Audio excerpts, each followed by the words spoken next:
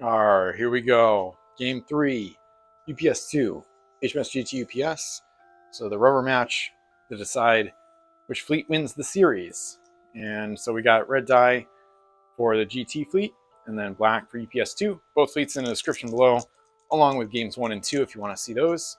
So, okay, tied at 3. Just like the series, tied at 1. Okay, 2-1. UPS 2 narrowly wins the player 1 role, which they're pretty happy about. So they're going to go ahead and place the first island. We're going to go in the north, generally right there. And now HMS GT UPS, we're going to start putting islands out here. Probably going to go 4L away. They lost, spoiler alert, but they lost game 2 with a similar start, both in terms of going second and the island setup, so they might change their island strategy a tiny bit. We'll see. But UPS 2, they just want minimum distance, so we're going to go 3L from both of these first 2 islands. Pretty much, it's 3L there. It's about 3L. Move it up a tiny bit. Once you've played a lot of competitive games, you get good at estimating what 3L looks like on the board. Okay, so GT UPS, we can go 4L. Yeah, they're gonna go 4L. I think they gotta change it up. They gotta change up the island setup a little bit at least. They're gonna go up north. We're gonna go into the corner. They're gonna go in the corner here. So that's their second island. The third and final island placed by UPS 2. We're going to go 3L from some existing islands here. Try to keep the setup relatively tight. So it's 3L there. A little less. 3L here. Move this out like that. Right. So that's, let me just make sure. Okay, yep, 3L there. Alright, last island, HMS GT UPS. See, now they can go way in the southeast and go a full 6L if they want to.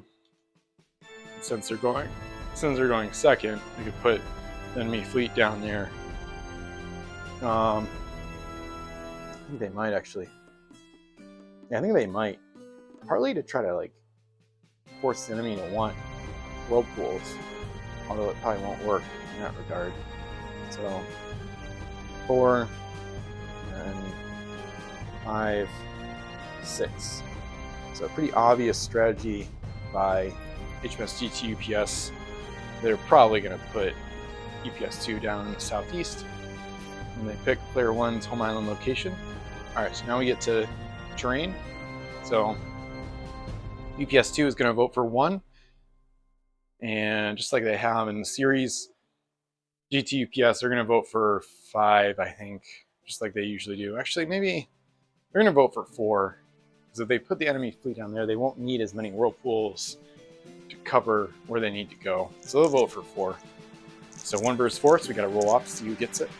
So, okay, so UPS 2 wins the terrain roll again, just like they did in game 2.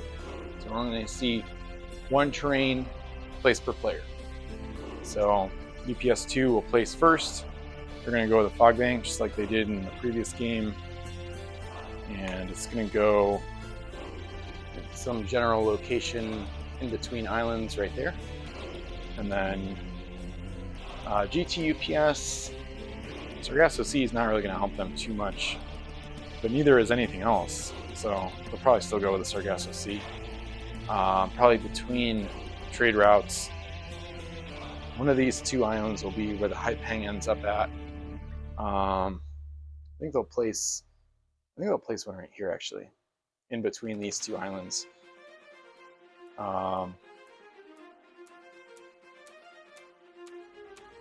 Yeah, I guess so. I don't know if it's even going to matter. I think Haipeng might be able to get around it. I don't know if pretty much any of them would matter. I think each of these 4 are so close that I think you would bounce from one to another without trouble, even with the Sargasso Sea in between and with the Haipeng speed. So might not matter much. But anyway, so similar to game 2, a quick terrain setup, only 1 per player, choosing home islands. So this will be simple as well.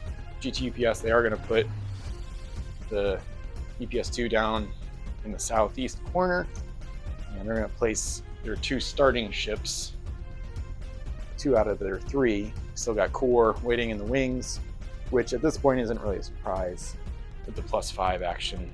And then UPS-2, they want a hidden cove to the center, so we're going to start there with Haipeng. They might be able to hidden cove here, but they don't really want to anyway.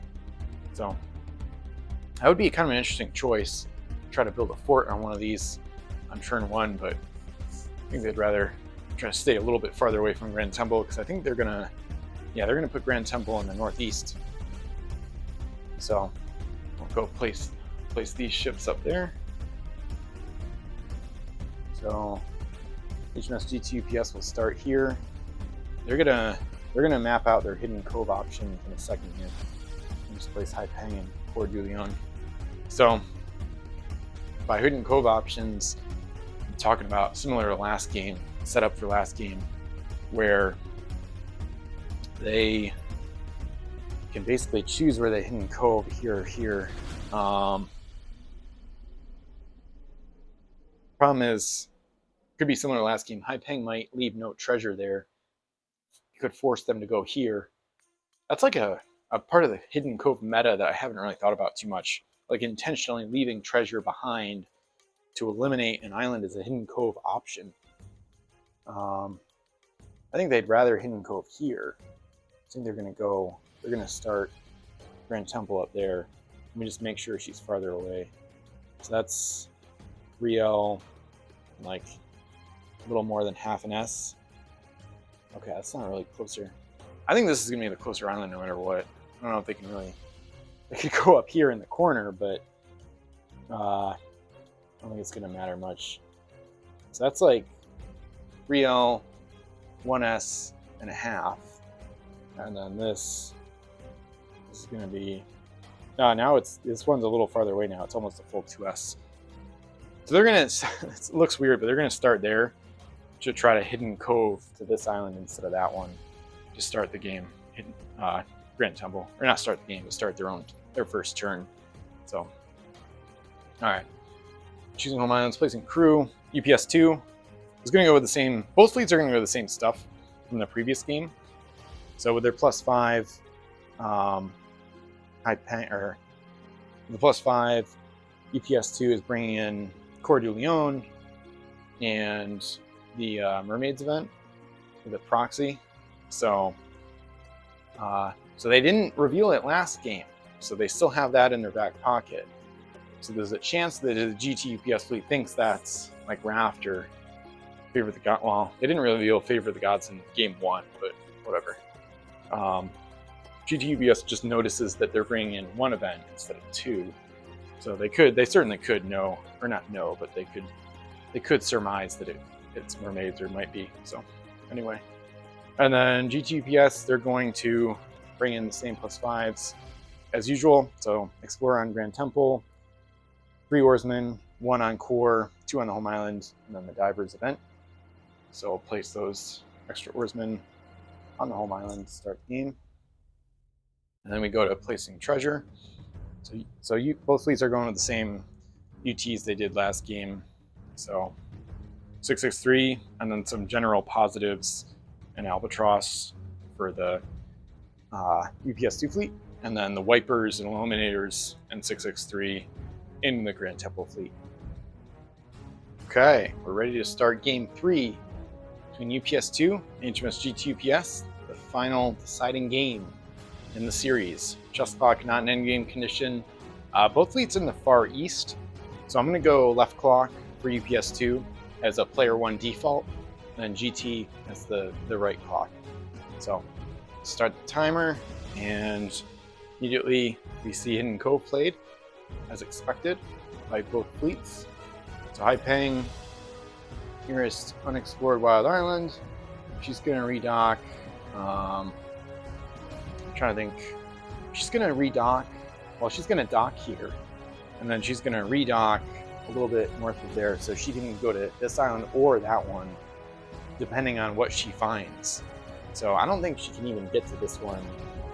Yeah, she can't get there in one move action anyway. So she's going to redock, I think right there, pretty much. Let me make sure. I got to make sure she can get to this island. With the Sargasso, it could be really hard, actually. So she started here. Let me see. I'm going to go L, S, reveal the helmsman, and Captain Jack Sparrow, because they're just going to be used anyway. If she docks like right here, she's got L. This could be really tight. S, L. Okay, there she makes it. All right, so that's a good bow position. If you measure from the port bow, she can get there. With her next move action here, it's easier. She can get to the far west. That's part of why they, like I've said before, part of why they have islands minimum distance 3L apart. So I'm just gonna explore, and then we'll see what we get here. So, okay, they get a 6, and we're gonna reveal all. So 6 Pirate Globe, Maps of Alexandria, and Jailhouse Dog. It's got both revealers. So these are revealed right away, so the enemy fleet does see all those before any might go face down. Oh, they're gonna win. All right. Well, that's gonna be it. Game over. So 6-6 over here. Pirata Codex, Karmic Idol. And then this island, 3 Albatross, Neptune's Figurehead, Cross of Coronado. And then in the east here, 6-3, Homemade Flag and Bullets. This is a pretty good island here. But they're going to win right now. So it's not going to matter much. These UTs go out of the game. They're both revealers. They don't care about the Jailhouse Dog. We're going to trade home the 6 to the Intrepide. That oarsman goes to the island. Explore action ends. They're going to reveal. Well, they're going to sack an oarsman with Jimmy Legs. Load this as a free action via the free transfer rules. Intrepide is now going to explore the home island. Unload the 6, plus it up, plus 2 with Aristide. And then he's going to go to the Coeur de Leon via the free transfer rules. That oarsman should have started on the home island, but that's fine. And now the Haipeng is going to head off to the west with her sacked oarsman. She can move and explore again. She's going to dock here. She triggers the Idol and the Codex, which wipe all the UTs out of the game. So those are all gone. And now she'll trade a 6 to the Coeur de Leon in exchange for her face-down oarsman. And then the Coeur de Leon explores the home island with Aristide aboard for 6 plus another 2. And that's another 8. And they've won. So now they've got basically 6 plus 2 times 2, which is 16 gold. And that's more than half the starting gold. So they've won in a single round. HMS GT UPS doesn't get to play the game. The series is over. UPS 2 wins 2 games to 1. And I think it's pretty obvious that this matchup is going to come down to who goes first. More than anything else, I think it really does help UPS 2 to not have any roll pools in play, because that limits the total striking range and threat range of the Grand Temple. And but when they're going first, as long as they can get reasonable coins, they're just going to win usually. They got pretty good islands this time, and I think it really helped. I think this kind of shows that it does help the UPS 2 fleet a lot for them to change their treasure distribution. And this would have gone out of the game too, but anyway. So when they change their distribution from all 7s or all 2s and a 1 to 663, it ups the average value of a coin. So then that helps them here, because maybe neither of these are 6s, if they don't do that. Like, for example, maybe they still find this 6 and they get 8, but then the other 6 is the only one remaining because that was the other one contributed by the GT fleet, just for example. But then they can't get to that island, so then they'd have to go here or here, and basically it eliminates the option of them winning the game on turn 1. which then gets ugly because then Grand Temple can cove here, move 6S, probably hit high peng there, and then it's a race, kind of a race to the bottom for UPS2. So overall, I think it really matters who goes first more than anything else. These fleets are just so optimized and just so hyper meta and competitive that it almost starts to feel less competitive. And it reminds me of some of the what I call like a luck fest, similar to what we saw in tournament number 3, where a few of those series, especially between Ultra Abuse and the Dragon Fleet, Kill That UPS. I think that series especially felt like a luck fest. It was like, if you go first, or you get the right island, the right initial island, or your negative ETs just crippled the enemy fleet, you win basically. So it's not really a treasure race so much it is like kind of a luck fest. So in this case, UPS2 won games 2 and 3 on the strength of going first and finding decent islands. I suppose HMS Grand Temple, they could put some negative UTs into the distribution, but they still really don't want to find any bad ones when they, because if they go first, Grand Temple doesn't want to find bad UTs or anything. So it's kind of debatable, but I think the UTs help this UPS2 fleet a lot. So it's debatable if this distribution with Albatross and Relics, Homemade Flag and stuff like that, it's debatable if that's actually optimal. Homemade Flag was basically an anti-GT treasure, and same with Albatross. So some of these might change. I think Relics and the Cross are probably like pretty good ones to keep in the UPS2 fleet. So if I played again, not really if, I mean, I'll play it again someday, but yeah, when I play it again, I might keep those around. Probably make a note in my fleet stock about including those in future games the UPS2 is involved in. So yeah, so this series, all 3 games were won by player 1. So that's pretty decisive. So of course you can start with the what ifs, like if HMS, if there was an actual player 1 roll off D6 roll in game 2 and GT UPS wins that roll, maybe they win the series, whatever. So it kind of comes down to this game almost, the series almost comes down to who would go first in game 3. But I don't think there's any reason to play more games, because it's just like, if I go with game 4 and force GT UPS to go first, they'll just win, probably. Not necessarily, but I guess eventually there'd probably be an upset where like player 2 can win. But I think it would depend on basically Hai Peng finding a really crappy island, or 2 islands basically, and then GT UPS slamming the Hai Peng at the end of round 1. But I think with the GT's combat capability, arguably that fleet has a little bit higher chance of like an upset, but it's possible. But then we didn't even see Mermaids get played. So Mermaids might be the great equalizer in a longer game, that, especially the first time it's played, it would be a little bit of a surprise to the GT fleet. So like if the game kept going, or if this treasure wasn't good enough to win with just 2 coins sent home, GT Cove, she hits Hai Peng. If she's not docked, they could play Mermaids, freeze the GT, and then maybe that gives it Intrepid. Probably not, but maybe that gives Intrepid enough time to go there, get a 6 or a 3 or whatever, or do something. So it's kind of interesting, but not, I don't know. It's almost like the competitive meta is like devolving so much into a luck fest that it almost feels like weirdly less competitive in a way. So anyway, UPS2 reigns supreme. So they were best fleet of all time going into the series, and I think they've you could argue they've kind of met their match with this GT UPS fleet. Both are really, really good fleets. But as far as the records go, UPS2 wins the series 2-1 and retains their title as the best fleet overall.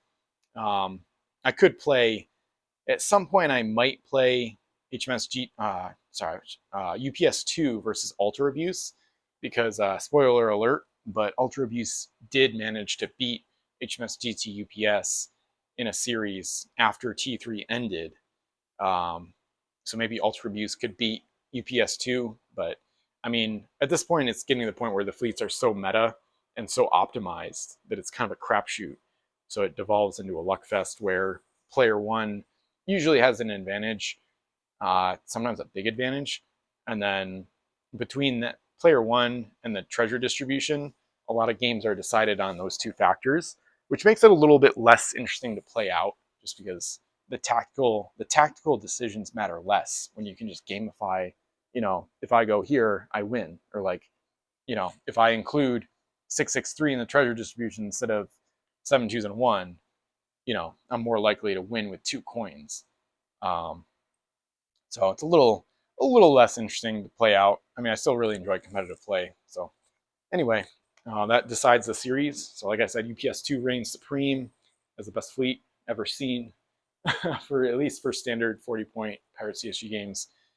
And so yeah, that's good to know at least. So I'll update the fleet records, and you'll probably see a little bit of that in the post at Pirates with Ben if you want to check that out. But beyond that, stay tuned for more games. This probably,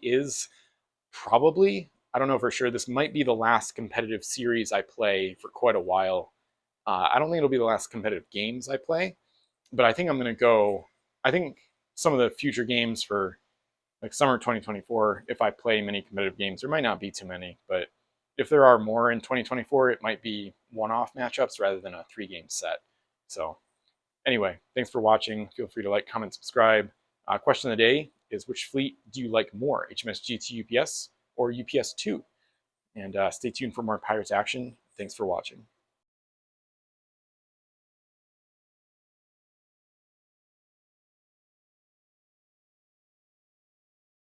Pieces of hate!